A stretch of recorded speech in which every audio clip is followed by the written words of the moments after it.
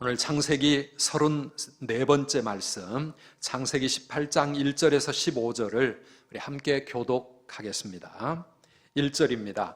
여호와께서 mamre의 상수리 나무들이 있는 곳에서 아브라함에게 나타나시니라. 날이 뜨거울 때에 그가 장막문에 앉아 있다가 눈을 들어 본즉 사람 셋이 맞은편에 서 있는지라. 그가 그들을 보자 곧 장막문에서 달려나가 영접하며 몸을 땅에 굽혀 이르되 내 주여 내가 주께 은혜를 입었사오면 원하건대 종을 떠나 지나가지 마시옵고 물을 조금 가져오게 하사 당신들의 발을 씻기시고 나무 아래에서 쉬소서. 내가 떡을 조금 가져오리니 당신들의 마음을 상쾌하게 하신 후에 지나가소서. 당신들이 종에게 오셨음이니이다. 그들이 이르되 내 말대로 그리하라. 아브라함이 급히 장막으로 가서 사라에게 이르되 속히 고운 가루 세 스아를 가져다가 반죽하여 떡을 만들라 하고 아브라함이 또 가축대 있는 곳으로 달려가서 기름지고 좋은 송아지를 잡아 하인에게 주니 그가 급히 요리한지라. 아브라함이 엉긴 젖과 우유와 하인이 요리한 송아지를 가져다가 그들 앞에 차려놓고 나무 아래에 모셔 섬에 그들이 먹으니라.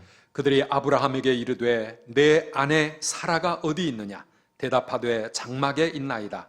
그가 이르시되 내년 이맘때 내가 반드시 내게로 돌아오리니 내 아내 사라에게 아들이 있으리라 하시니 사라가 그 뒤 장막문에서 들었더라. 아브라함과 사라는 나이가 많아 늙었고 사라에게는 여성의 생리가 끊어졌는지라. 사라가 속으로 웃고 이르되 내가 노쇠하였고 내 주인도 늙었으니 내게 무슨 즐거움이 있으리요. 여호와께서 아브라함에게 이르시되 사라가 왜 웃으며 이르기를 내가 늙었거늘 어떻게 아들을 낳으리요 하느냐. 여호와께 능하지 못한 일이 있겠느냐. 기한이 이를 때에 내가 내게로 돌아오리니 사라에게 아들이 있으리라. 함께 읽습니다. 사라가 두려워서 부인하여 이르되 내가 웃지 아니하였나이다. 이르시되 아니라 내가 웃었느니라. 아멘. 아멘. 이 서양 사람들 또 그 가정과 사회를 보면 우리보다 훨씬 더 웃음이 많습니다. 기쁨과 유머가 늘 넘치는 것을 보게 됩니다. 감사합니다, 사랑합니다 이런 표현도 참 스스럼 없이 잘 하고 있습니다. 왜 그런가 생각을 해봤더니 서양 문화의 저변에 기독교라고 하는 이 신앙이 물론 요즘은 많이 또 변질됐지만 그 뿌리가 기독교 문화 아니겠습니까? 하나님의 십자가 사랑을 믿으며 살다 보니 마음의 근본적인 기쁨과 감사가 흐르게 되고 마음의 여유가 있는 것입니다. 그래서 그것이 가정의 분위기도 또 사회의 분위기도 그렇게 만들어 갑니다. 반면에 우리 유교 문화 속에 살아가는 우리들은 어떻습니까? 가정에도 사회도 별로 웃음이 없습니다. 기쁨, 유머 이런 거 찾아보기 힘듭니다. 대체로 항상 엄격하고 심각한 분위기로 살아갑니다. 우리가 예수를 믿어도 유교적인 문화 속에 젖어 있는 가정들은 분위기가 그럴 것입니다. 여러분 가정의 분위기는 어떻습니까? 또 여러분의 마음과 삶은 어느 쪽에 더 가까운 것 같습니까? 소문만복래라는 말이 있지요. 웃음의 문으로 만복이 들어온다 그런 말 아니겠습니까? 옛날에 웃으면 복이 와요 이런 텔레비전 프로그램도 아주 오래 진행이 됐습니다. 그런 세상에도 그런 말을 하지만 사실 예수 없는 이 세상의 삶에 웃을 일이 별로 없습니다. 어릴 때부터 그저 공부하고 월, 화, 수, 목, 금 해가지고 주말도 없이 그저 쫓기며 치열한 경쟁 속에서 살아가는 우리 아이들 그렇게 자라가면서 또 시험 준비 몇 년을 고생하고 취업 준비하느라고 몇 년 동안 스트레스 받고 그러다가 직장 들어가면 직장은 또 오죽 스트레스가 많습니까? 그렇게 살아가는 우리의 일상에 기쁘고 감사하고 활짝 웃을 그런 일들이 얼마나 많겠습니까?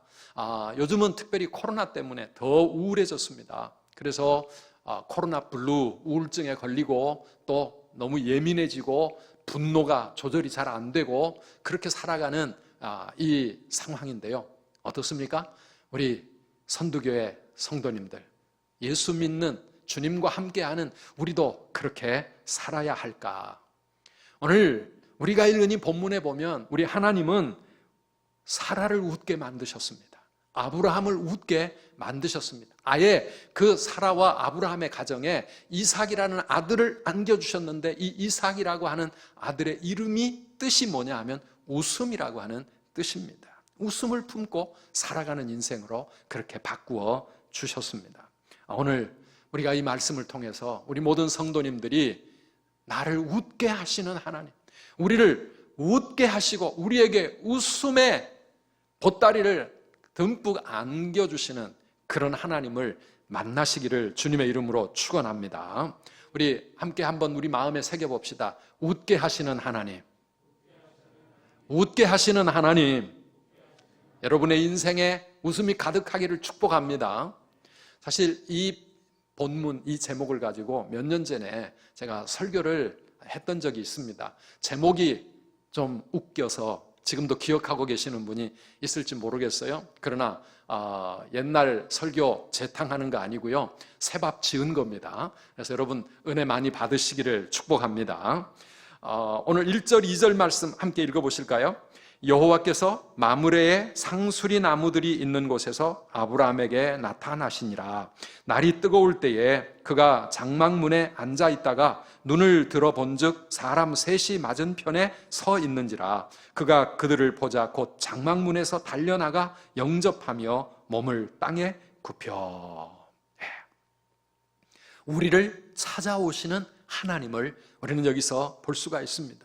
그런데 그 하나님은 왕처럼 백마를 타고 그렇게 화려하게 나타난 것이 아니라 초라한 나그네의 모습으로 아브라함에게 찾아오셨습니다. 날이 뜨거울 때에 너무 힘들어서 장막문에서 잠시 쉬고 있는 아브라함이 그 세 사람을 발견하고 달려나가 영접합니다. 그리고 간청해서 함께 식사하고 지나가시도록 그렇게 나그네를 대접합니다. 고운 가루로 떡을 만들고 또 기름지고 좋은 송아지를 잡아서 한우겠죠. 한우로 아주 맛있게 요리해가지고 극진하게 대접을 하는데 아브라함이 이쪽으로 달려가고 저쪽으로 달려가고 얼마나 뜨거운 마음으로 그렇게 대접하는지 모릅니다.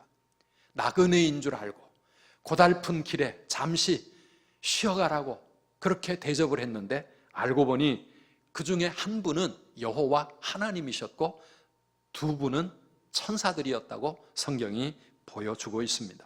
그래서 오늘 이 아브라함의 이런 모습을 히브리서 13장 1절 2절 말씀은 이렇게 적용을 합니다. 형제 사랑하기를 계속하고 손님 대접하기를 잊지 말라. 이로써 부지 중에 천사들을 대접한 이들도 있었느니라.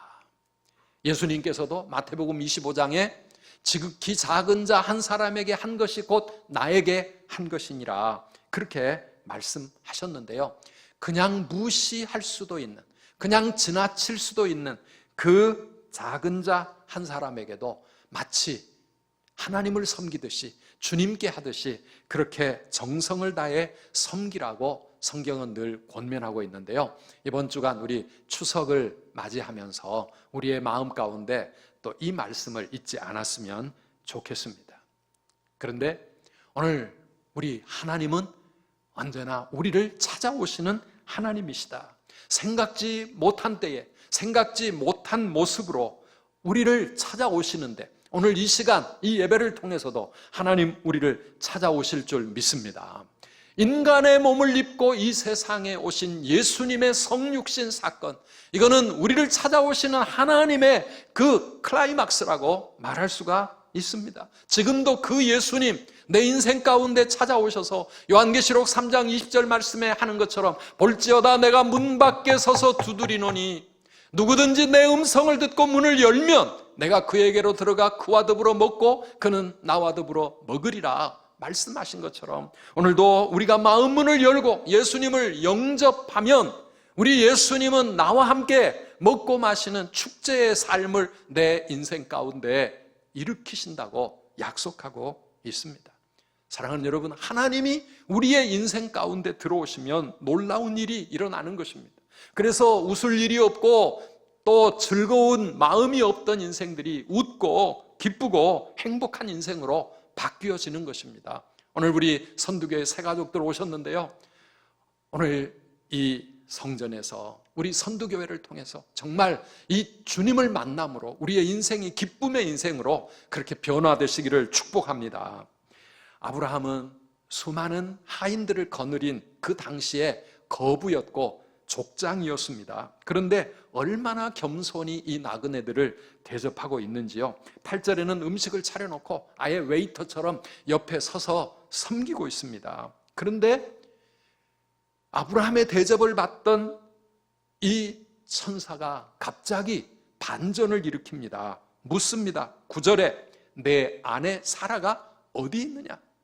얼마나 놀랐겠습니까? 그냥 지나가는 나그네들인 줄 알았는데, 아니 어떻게 내 아내의 이름을 알고 아내를 찾지?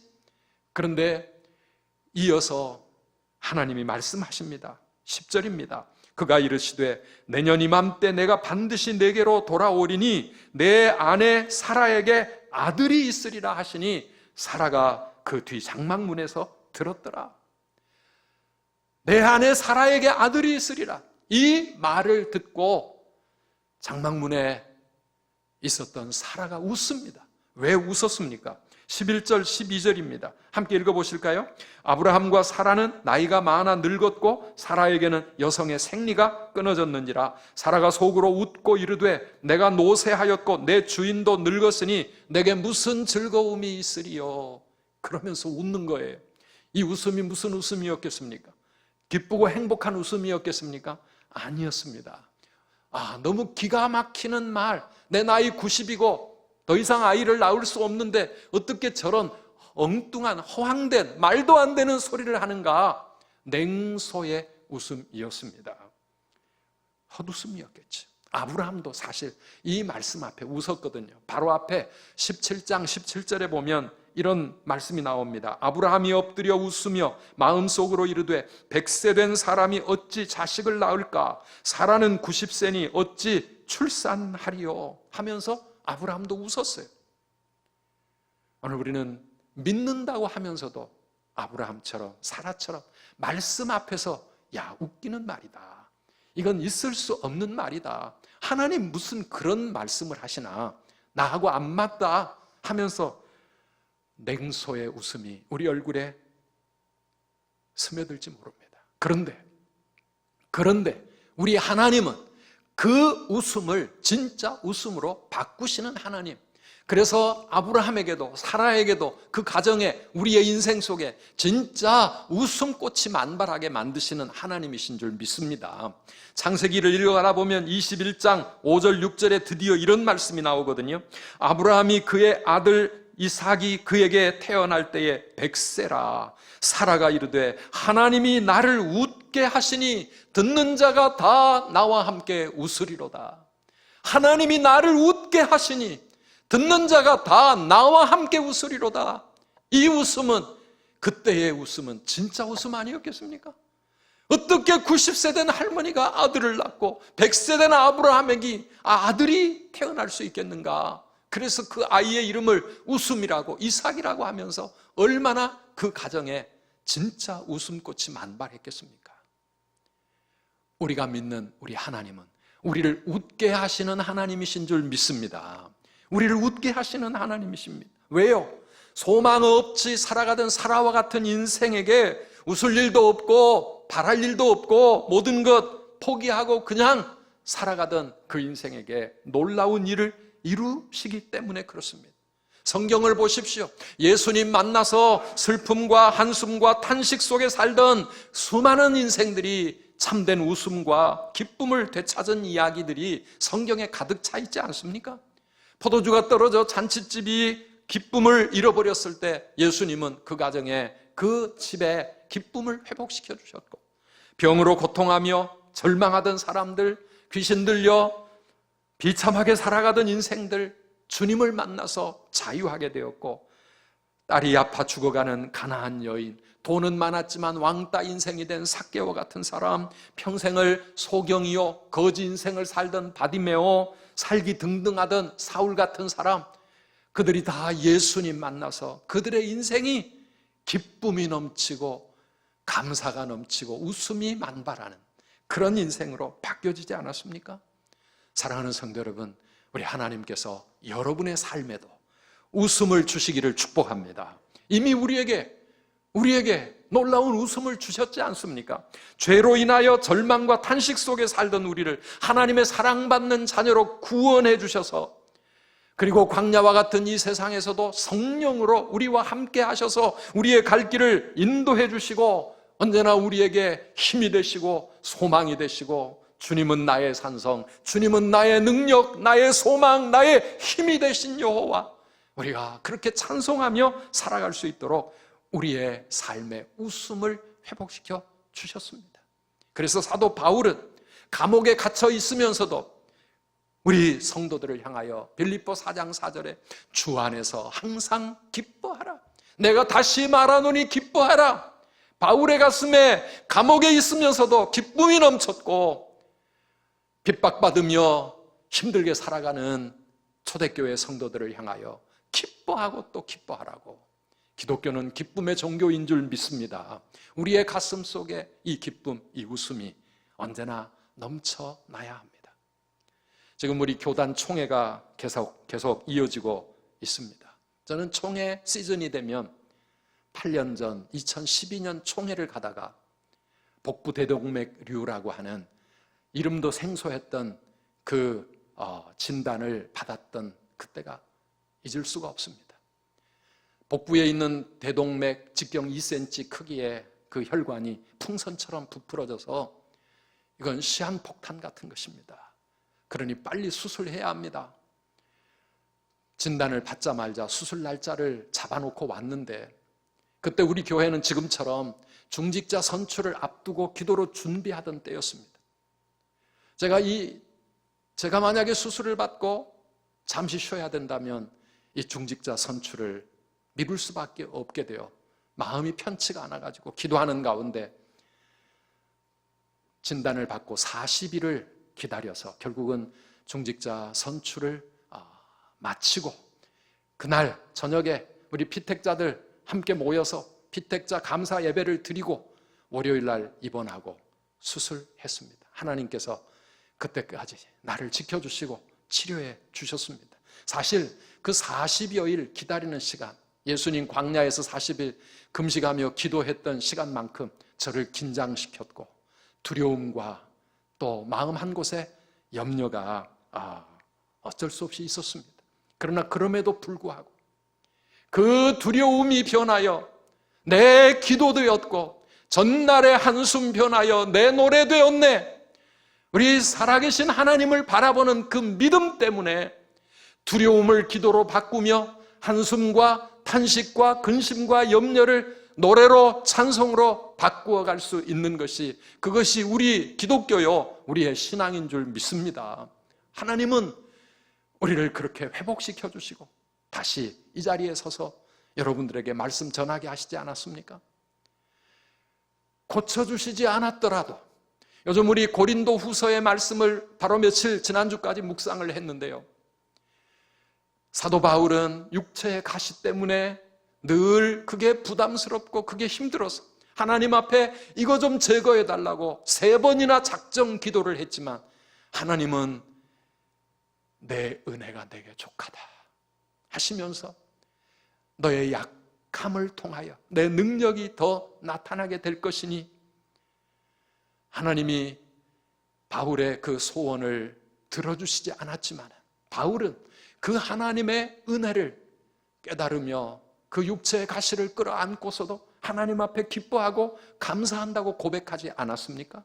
사랑하는 성도 여러분, 내 상황과 내 조건이 바뀌어져서 기쁘기도 하지만 때로는 아무것도 바뀌어진 것이 없지만 하나님은 내 마음을 바꾸시고 바라보는 시각을 바꾸시고 삶의 의미와 방향을 바꾸어 주시면서 우리의 삶에, 우리의 심령에 기쁨이 넘치게 하시는 하나님이신 줄 믿습니다. 그 하나님을 우리가 믿음으로 바라볼 때 우리에게 웃음이 있는 것입니다.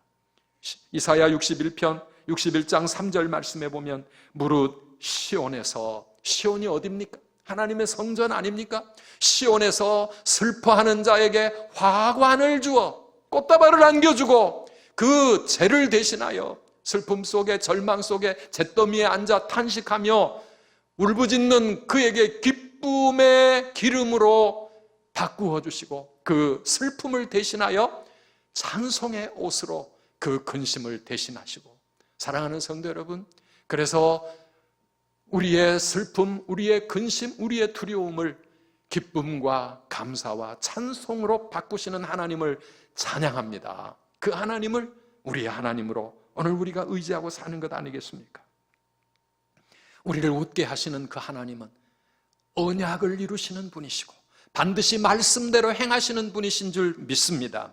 큰 기적을 행하시는 하나님이신 줄 믿습니다. 아브라함이 그 하나님을 믿음으로 붙잡을 때 기적이 일어난 것 아니겠습니까? 로마서 4장 18절 이하에 보면 아브라함이 바랄 수 없는 중에 바라고 믿었으니 이는 내 후손이 이가 되리라 하신 말씀대로 많은 민족의 조상이 되게 하려 하심이라. 그가 100세나 되어 자기 몸이 죽은 것 같고 사라의 태가 죽은 것 같음을 알고도 믿음이 약하여지지 아니하고, 믿음이 약하여지지 아니하고, 이런 하나님, 바랄 수 없는 중에도 바라고 믿을 수 없는 중에도 믿는 그 믿음 가지고 전능의 하나님을 여러분이 붙잡으시기를 주님의 이름으로 축복합니다. 과학보다도 상식보다도 내 경험보다도 하나님의 말씀, 그 말씀대로 하나님은 능히 이루시리라. 우리가 그런 믿음이 있어야 되지 않습니까? 오늘 14절 말씀, 여호와께 능하지 못한 일이 있겠느냐? 여호와께 능하지 못한 일이 있겠느냐? Is anything too hard for the Lord? 여호와 하나님께 무슨 일이 힘들겠느냐? 힘든 일이 어디 있겠느냐? 오늘 이 한 구절, 이번 한 주간 우리 성도님들 요절처럼 우리 마음속에 새기며 붙잡고 살아가시기를 바랍니다. 한번 같이 해보실까요? 여호와께 능하지 못한 일이 있겠느냐? 붙여서 여호와께 능하지 못한 일이 있겠느냐? 있습니까? 없습니까? 하나님께 능치 못한 일 없는 것이죠. 전능하신 하나님 아니겠습니까? 우리의 삶의 문제가 문제 아닙니다. 100살이 될 때까지 아들을 낳지 못한 이 아브라함의 문제, 여러분 이게 문제가 될 수 있습니까? 홍해가 그 앞길을 가로막는 이스라엘 백성들의 그 문제, 이 모든 문제들은요, 따지고 보면 아침마다 매일 태양이 떠오르게 하시는 그 일이나 이 무덥던 이 땅에 순식간에 선선한 가을이 되게 만드시는 그 일이나 우리 하나님께는 매 일반입니다. 하나님께는 다 똑같은 것입니다. 두 배에 넘치도록 만선의 축복을 주시는 그 기적이 우리는 기적이라고 부르지만은, 홍해가 갈라지는 게 기적이라고 부르지만, 100세요 90세인 이 아브라함 부부에게 아들이 태어난 것을 기적이라고 부르지만, 우리 하나님께는 날마다 되풀이 되는 아침에 떠오르는 태양처럼 그것은 너무나 당연한 일이고 전혀 기적이라고 말할 수 없는 평범한 일에 불과할 것입니다. 사랑하는 성도 여러분, 오늘 우리에게 필요한 것은 그 전능하신 하나님을 우리가 믿고 살아갈 것인가? 하나님의 말씀을 붙잡고 그 하나님 의지해서 바랄 수 없는 중에도 바라고 믿을 수 없는 중에도 믿는 이 믿음 가지고 살아갈 것인가? 오늘 다 그런 믿음의 삶을 살아가시게 하소 우리를 웃게 만드시는 하나님을 체험하시기를 주의 이름으로 축원합니다.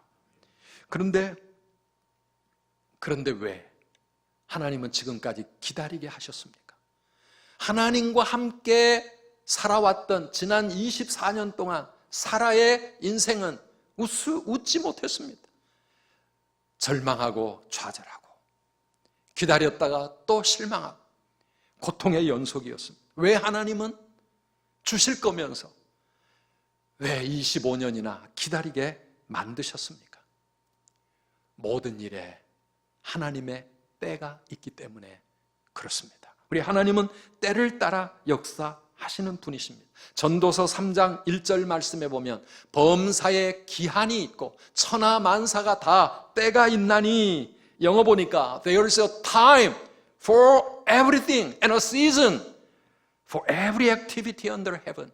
하늘 아래 모든 일에 다 시즌이 있고 타이밍이 있다고 그렇게 말씀하고 있고요. 11절에 가보면 하나님이 모든 것을 지으시되 때를 따라 아름답게 하셨고, 때를 따라 아름답게 하셨고, 하나님이 모든 일을 하시지만, 모든 역사가 일어나지만 때가 있는 것이고, 그 때를 따라 하나님은 아름답게 역사하시고, 그리고 그 11절 뒤에 가보면은요, 그러나 하나님이 하시는 일의 시종을 사람으로 측량할 수 없게 하셨도다.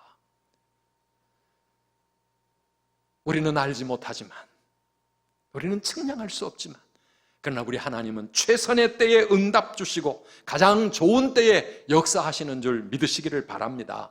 이것까지 믿어져야 진짜 믿는 것입니다. 아, 하나님의 때가 있는 것이로구나. 그런데 우리가 측량할 수 없는 그 때가 되기까지는 기다림의 훈련인 것입니다. 기다림의 훈련, 기다림의 그 시간, 이 시간이 사실 소중한 시간이고 뭔가가 일어나는, 역사가 일어나는 그런 시간입니다. 이 기다림의 훈련은 어떤 훈련입니까? 첫째는 말씀 훈련입니다. 말씀에 우리의 삶을 걸고 살아간, 말씀하셨으니 내가 믿겠다라고 하는 말씀에 대한 믿음의 훈련이라고 말할 수가 있습니다. 하나님은 계속해서 말씀으로 약속하십니다. 내가 너에게 아들을 주겠다, 주실 거다, 꼭 주실 거다. 지난 25년 동안 하나님은 틈틈이 계속해서 그렇게 말씀하셨어요. 왜 그냥 쑥 안 주시고 말씀으로 계속 하시는가? 말씀을 끝까지 붙잡고 믿을 수 있는 그런 믿음의 사람으로 아브라함과 사라를 훈련시키기 위해서입니다. 환경이 어떻든, 내 상황이 어떻든, 사람들이 뭐라고 하든 하나님의 말씀, 언약의 말씀, 이 말씀 믿고 살아갈 수 있겠느냐? 하나님은 우리에게 그것을 요구하고 계시는 것입니다. 주님 말씀하시면 말씀대로 되는 줄 믿으시기를 축복합니다. 입으로만이 아니라 우리의 삶으로 정말 그렇게 믿음으로 살아갈 수 있는가? 저는 누가복음 5장 5절 말씀에 시몬 베드로의 위대한 믿음의 모습을 볼 수 있습니다. 예수님이 깊은 데로 가서 그물을 내리라고 말씀하셨을 때 시몬이 대답하여 이르되 선생님, 우리들이 밤이 새도록 수고하였으되 잡은 것이 없지만은 말씀에 의지하여 내가 그물을 내리겠습니다. 말씀에 의지하여 내가 다 해보았고 지금은 아니고 아무리 해도 안 되고, 그러나 but because you say so, 당신이 그렇게 말씀하시니 내가 가서 그물을 내려보겠습니다. 주님이 말씀하셨으니 내가 그렇게 순종하겠습니다. 저는 오늘 우리 성도들 가운데서도 주일 말씀을 듣고 그 말씀 의지하여 내 생각, 내 경험, 내 모든 지식 내려놓고 그 말씀대로 순종하며 살아가겠습니다, 이렇게 결단하며 세상을 향해 담대히 나아가는 믿음의 성도들이 많아지기를 축원합니다. 말씀에 의지하여, 말씀에 의지하여. Because you say so. 주님이 그렇게 말씀하시니까 제가 그렇게 해보겠습니다. 나는 그럴 수 있을까요? 그런데 한 번의 결단으로 만선의 축복을 체험할 수 있다면 얼마나 좋겠어요. 베드로는 그렇게 했지만, 그러나 대부분 우리의 인생의 문제들은 그렇게 한 번 결단하고 한 번 순종해가지고 역사가 일어나는 일들보다는 한없이 기다리게 하실 때가 많습니다. 그래서 하나님은 우리에게 인내의 훈련을 원하시는 거예요. 인내하라는 겁니다. 갈라디아 6장 9절에 우리가 잘 아는 말씀처럼 우리가 선을 행하되 낙심하지 말지니 포기하지 아니하면 때가 이름에 거두리라. 때가 이름에 거두리라. At the proper time. 가장 적합한 그때에 거두게 될 것이라고. 그러니 그때까지 포기하지 말고 낙심하지 말고 인내하고 기다리라고 말씀하고 있습니다. 사랑하는 우리 성도 여러분, 지금 내가 어떤 상황에 있든지, 내 삶이 지금 현재 어떻든지, 내가 믿는 하나님, 우리 하나님은 우리를 웃게 하시는 하나님이신 줄 믿으시기를 바랍니다. 반드시 슬픔을 기쁨으로 바꾸시고 절망과 근심을 희망과 찬송으로 바꾸시는 그 하나님, 이 하나님이 믿어지면 오늘 우리는 웃을 수 있습니다. 여전히 깜깜하지만 우리는 밝은 아침처럼 살아갈 수 있고요, 여전히 아무것도 없지만 우리는 모든 것을 가진 것처럼 감사하며 살아갈 수 있습니다. 오늘 우리에게 그런 믿음이 있다면 지금 나의 상황에 흔들리는 것이 아니라 주님의 약속의 말씀을 붙잡고 승리하며 살아갈 수 있을 줄 믿습니다. 그래서 우리는 미리 웃을 수 있고 미리 감사할 수 있는 것입니다. 그 두려움이 변하여 내 기도 되었고 전날의 한숨이 변하여 내 노래가 되어지는 인생, 그것이 우리 크리스찬의 삶이고 그것이 믿음의 사람들이 지금도 체험하며 살아가는 삶입니다. 그러기 위해서는 모든 시선을 주님께로 향하고 나를 바라보지 아니하고 세상을 바라보지 말고 오직 주님만을 바라보며 그 주님 앞에 나아가야 될 줄 믿습니다.